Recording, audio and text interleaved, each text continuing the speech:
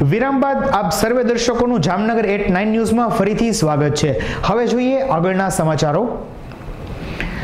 પ્રવર્તમાન સંજોગો અને ભૂતકાળમાં ગુજરાત રાજ્યમાં અમદાવાદ, સુરત, મોડાસા વગેરે જગ્યાઓએ થયેલ બોમ્બ બ્લાસ્ટ તથા આતંકવાદી કૃત્યોને અનુસંધાને આવા કૃત્યને અટકાવવા માટે પોલીસ અધિક્ષક શ્રી જામનગરે જિલ્લામાં કોઈ આતંકવાદી કૃત્ય ન બને તેમજ આવા કૃત્ય કરવાનો ઈરાદો ધરાવનાર ઈસમોને અટકાવવા સારું તેમજ કાયદો વ્યવસ્થા, જાહેર શાંતિ અને સલામતી જળવાઈ રહે તે હેતુસર ફોજદારી કાર્યવાહીથી અધિનિયમ 1973 ની કલમ 144 હેઠળ જાહેરનામું બહાર પાડ્યું છે।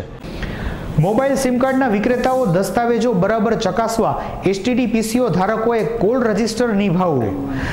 સ્થાનિક એસટીડી પીસીઓ ઉપરથી બનાવટી કોલ દ્વારા ધમકી આપવાના, ખંડણી માંગવાના, અપશબ્દો બોલવાના અને મહિલાઓની જાતીય સતામણી કરવાના, ખોટી માહિતી આપનાર વગેરે કિસ્સાઓ વધી રહ્યા છે, જેથી પોલીસ અધિક્ષક શ્રીએ જામનગર જિલ્લામાં ડિસ્ટ્રીબ્યુટર, રિટેલર, વિક્રેતાઓ દ્વારા મોબાઈલના સિમ કાર્ડ વેચતી વખતે ખરીદનાર વ્યક્તિનું નામ, સરનામું, ફોટો ઓળખ કાર્ડ વગેરે દસ્તાવેજો ચકાસવા અને ગેરકાયદે જણાય તો તેઓની વિરુદ્ધ પગલાં લેવા તથા એસટીડી પીસીઓમાં ફોન કરનારની ઓળખ ચકાસવા તેમજ તેના નામ, સરનામા, કોલ ડિટેલની માહિતીનું રજિસ્ટર નિભાવવા તાકીદે યાદીમાં જણાવાયું છે।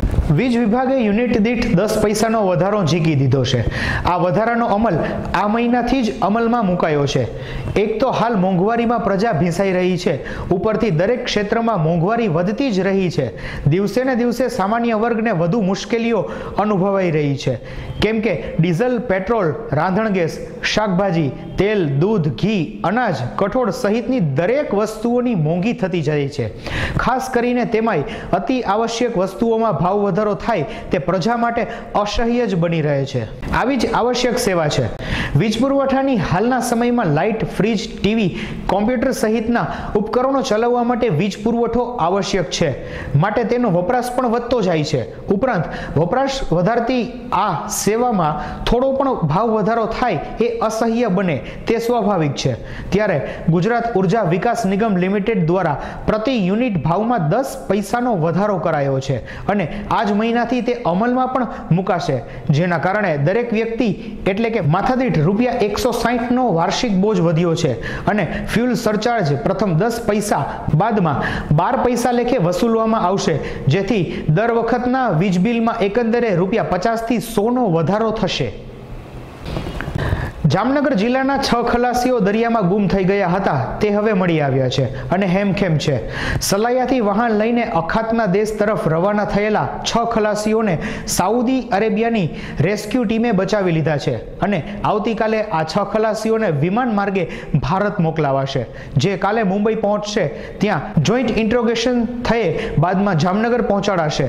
સાઉદી અરેબિયાના પાટનગર રિયાધથી ભારતના એમ્બેસેડર ડેવિડ એ જામનગર જિલ્લા કલેક્ટર કચેરીને આ મુજબ જાણ કરી છે।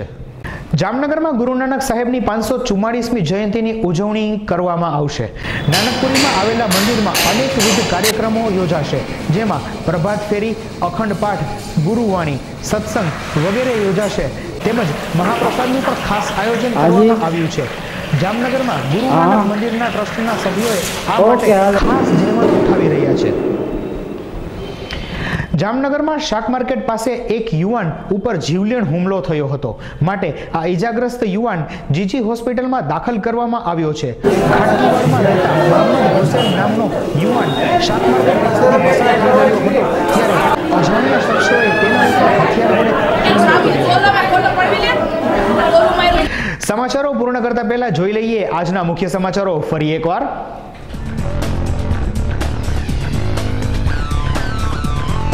રણમલ તળાવની પાળનું રૂપિયા 30 કરોડના ખર્ચે બ્યુટિફિકેશન, અદ્યતન રોડ, આકર્ષક એન્ટ્રી, ખાસ બ્રિજ, ગેમ ઝોન સહિતની સુવિધાઓ વિકસાવાશે। શ્રેષ્ઠ પર્યટન સ્થળ બનાવવા જહેમત।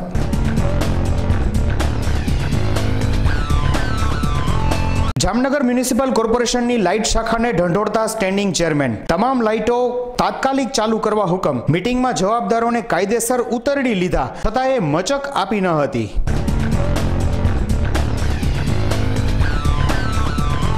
જામનગરમાં કોસ્ટલ ડીઆઈજીનું મથક બનશે। સેન્ટ્રલ આઈબીનું પણ હેડક્વાર્ટર તૈયાર। સંવેદનશીલતાને ધ્યાને લઈ સરકારની ખાસ મંજૂરી।